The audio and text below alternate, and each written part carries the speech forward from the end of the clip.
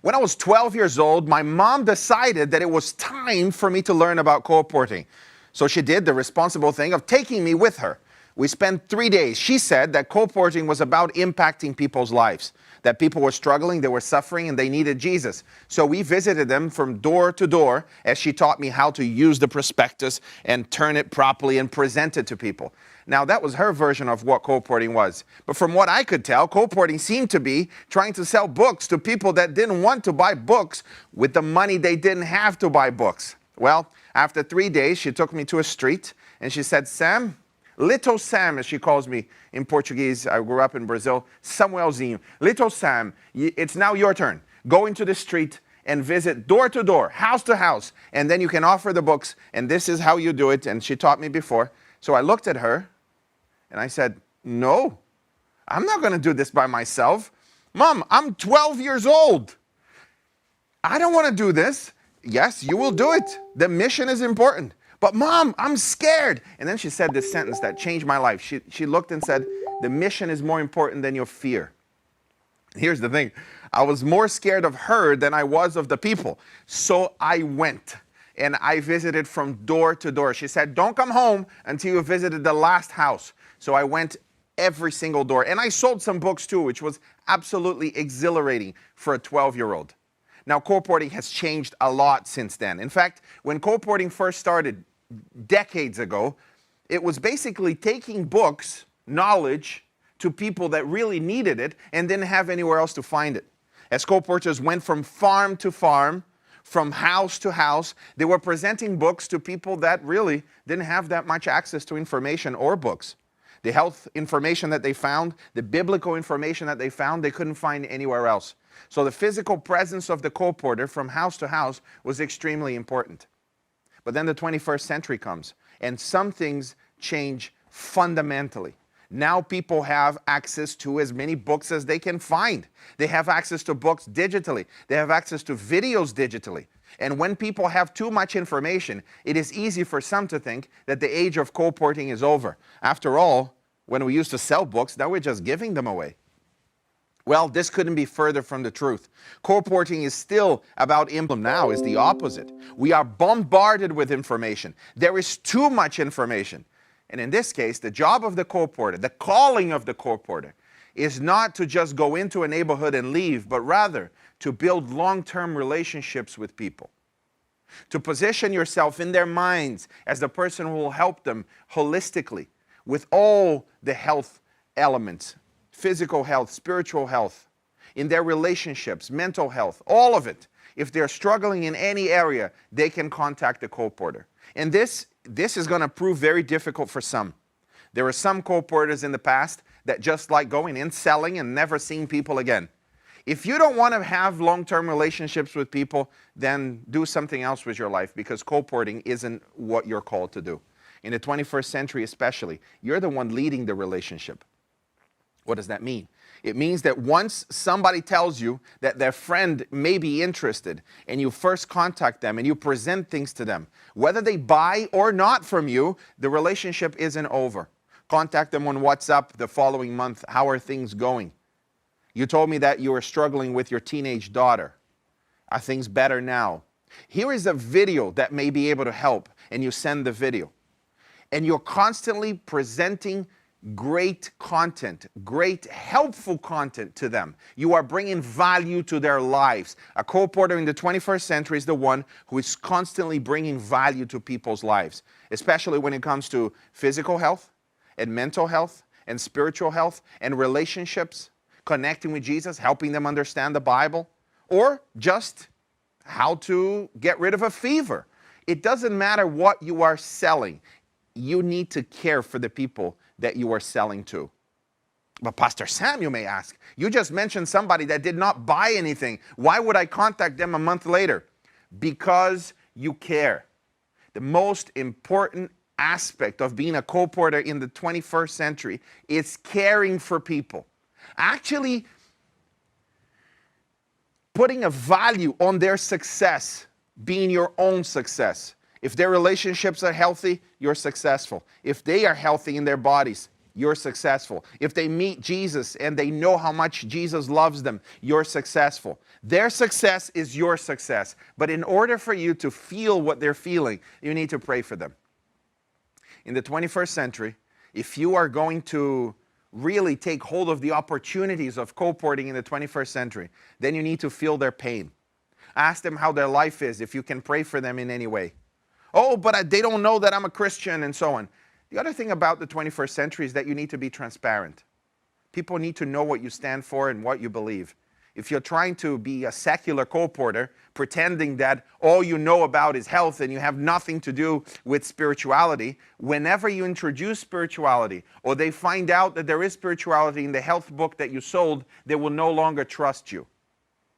We cannot bait and switch anymore in the 21st century. You need to be transparent with people. And people are willing to listen to you if you don't try to trick them. So as you present whatever it is that you're selling, add value to their lives, whether they buy from you or not, and pray for them. Prayer is incredibly important. So before you send them a WhatsApp message or a Facebook Messenger message or even on Instagram, however you communicate with them, just pray for them deeply. Pray for them as if you could feel their pain. Intercede with God for them. And then by the time you call them, it will mean something different. By the time you contact them again, by the time you send a new video, by the time you ask how they are, you will feel differently with them. And they know the difference between those that care and those that don't. The point is that you will position yourself in their minds as the one that they should go to when they have questions about something. Now, my mother is a co-porter. She has been for almost 30 years. And over the last few years, she's changed from books to magazines. She now sells children's subscription magazine subscriptions. And what she's realized is that as she goes from school to school, from family to family, from churches to churches, evangelical churches, Pentecostal churches, Catholic churches, wherever she goes and she presents about education, she becomes the reference in those parents' lives about education. And whether she sells the book or not, she gives her contact details and says, if you ever have any questions about education, contact me. And all the time, people are contacting her asking, I've had a problem with my daughter. I don't know what to do. Or I'm leaving my husband. I don't know what to do. And then she can speak to them, she can pray for them, and she can bring hope and healing to them at that moment when they need it. And then guess what? When she comes and says there is a new resource that you need to have in your life, and she presents either a book, sometimes it's a book, sometimes it's another magazine subscription, people buy it. They buy it because they know that she cares, and the reason why she's selling it is because the content will change their lives. There is too much information out there. There is so much information that having a reference, having somebody that people can go to that will filter what is good and what is bad becomes very, very important. And that's the calling that God has for you, to be that person.